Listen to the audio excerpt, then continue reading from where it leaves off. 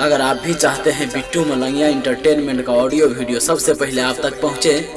तो लाल बटन को दबाकर चैनल को सब्सक्राइब करें और बेल आइकन दबाना ना भूलें।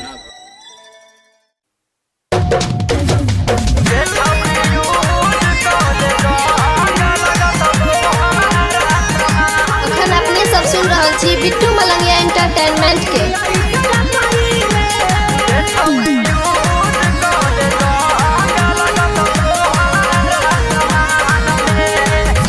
नेपाल वाली कर जनी नखरा जाई छही सकुल लक पोथी पथरा सुन गे नेपाल वाली कर जनी नखरा जाई छही सकुल लक पोथी पथरा चल न हमारा दलान में गे छौरी यूज कले जंग लगत तोहरा समान में गे छौरी यूज कले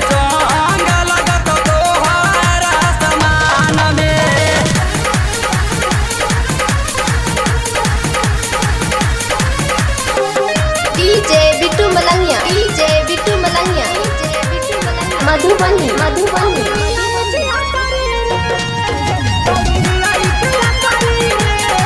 कहर छे तू कवन पढ़ाई कुछ समझ में न आवैया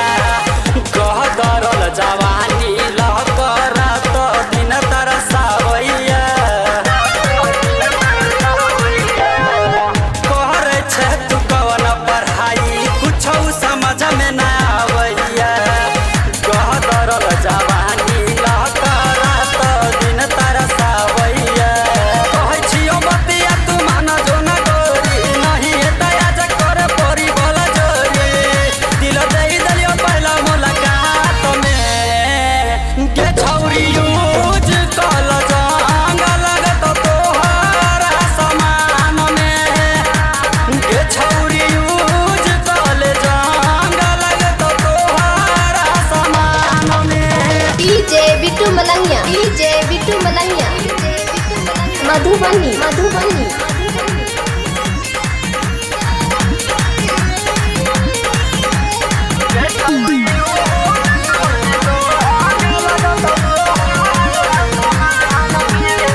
होठ में लाली आँखों में काजर गालों में पाउडर पोत के